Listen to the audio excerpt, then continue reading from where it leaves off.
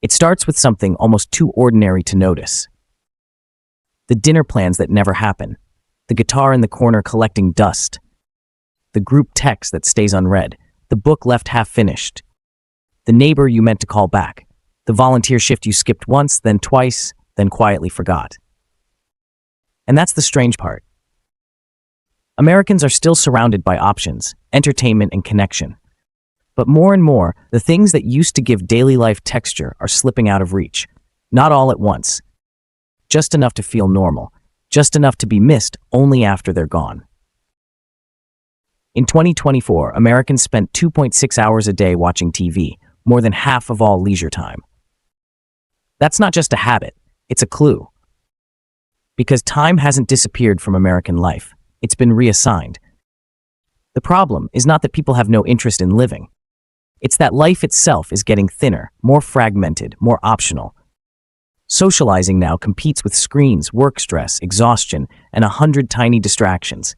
And the result is a country that still says it values connection, meaning, and participation, while quietly doing less of all three. That gap matters, because when the average day changes, culture changes with it. Look at the numbers. In 2024, people averaged just 35 minutes a day socializing and communicating, almost the same amount of time they spent playing games and using a computer for leisure. Face-to-face life is no longer the default. It's an opt-in event. Something scheduled, something negotiated, something that has to survive a dozen other demands before it ever happens. And compared with a decade earlier, the decline is not just about duration. It's about participation itself. Fewer people socialized on an average day in 2024 than in 2014, and those who did spent less time doing it. Social life is still there, but it's compressed into smaller and smaller windows. More than twice as much of that time now happens on weekends as on weekdays. That's not a minor shift. That's a reorganization of human life.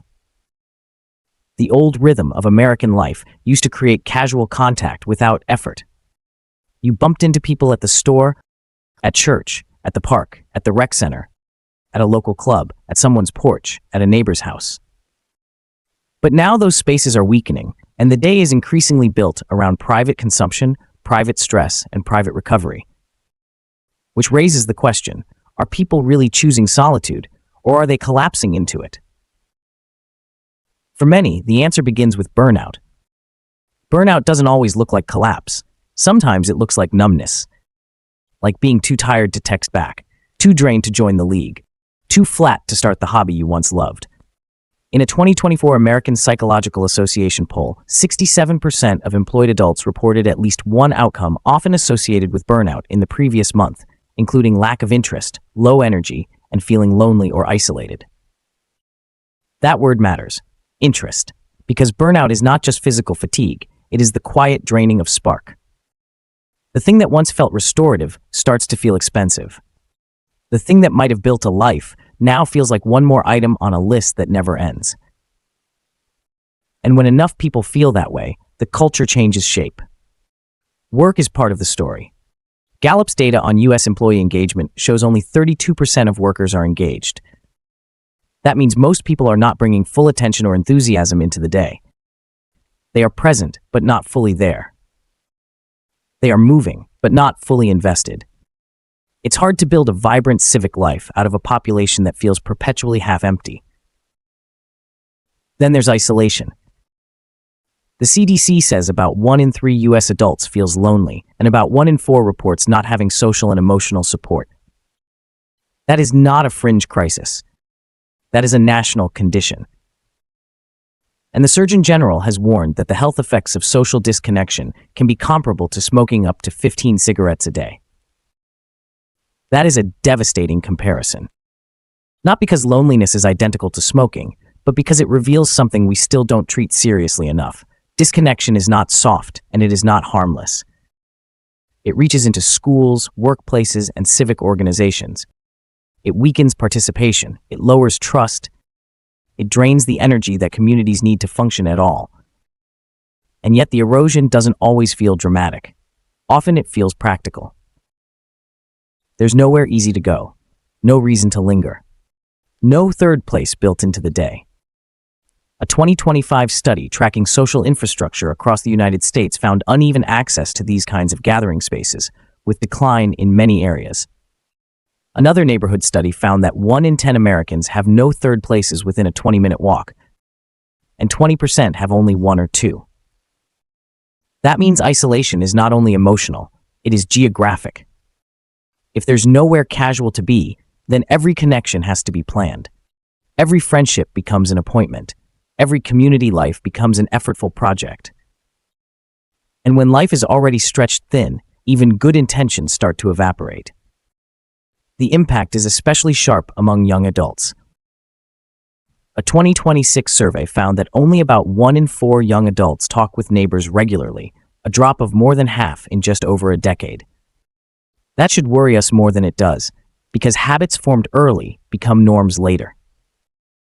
If a generation learns that neighbors are strangers, that local life is irrelevant, that community is something you watch from a distance, then the loss becomes self-reinforcing. But maybe the deepest part of this story is that Americans still say they want the opposite. Pew Research reports that 61% of adults say close friends are extremely or very important for a fulfilling life. People have not stopped valuing connection. They have not collectively decided that meaning is unimportant. The values remain. The behavior is what has drifted. That disconnect is what makes this moment so unsettling. Because it suggests we are not just dealing with apathy. We are dealing with conditions, with overload, with distraction, with environments that train attention to scatter and make commitment feel costly, with a daily life built to interrupt itself. Even hobbies show the strain. Attendance at arts activities fell to 47.9% in 2022, down from 53.8% in 2017. Fewer adults read books too. Less than half read at least one book in 2022, and fiction slipped even more. These are not luxury losses. They are signs that the parts of life that once made people feel expansive are being crowded out. And that matters because hobbies are not trivial. Reading is not trivial. Community is not trivial. A pickup game, a choir, a neighborhood cookout, a volunteer shift, a long conversation at the end of the day, these are not extras. They are how people remember that they are part of something bigger than their own exhaustion. So what are we looking at? A tired country? A distracted one? A lonely one? Or a society that has slowly learned to live without the habits that once held it together? Maybe it's all of those at once. Maybe the quiet breaking we feel is not one single event, but 1,000 small withdrawals. One skipped plan, one ignored message, one more night spent scrolling instead of showing up. One more week where the day gets consumed but nothing feels lived. That is the real unease here. Not that Americans have lost every interest, but that interest itself is becoming harder to protect, harder to sustain, harder to turn into action. And if that is true, then the question is bigger than burnout, bigger than loneliness, bigger than distraction. The question is whether we are simply exhausted, or whether something in American life has changed so deeply that we no longer know how to participate the way we used to. Answer the call, share a meal, and listen without your phone.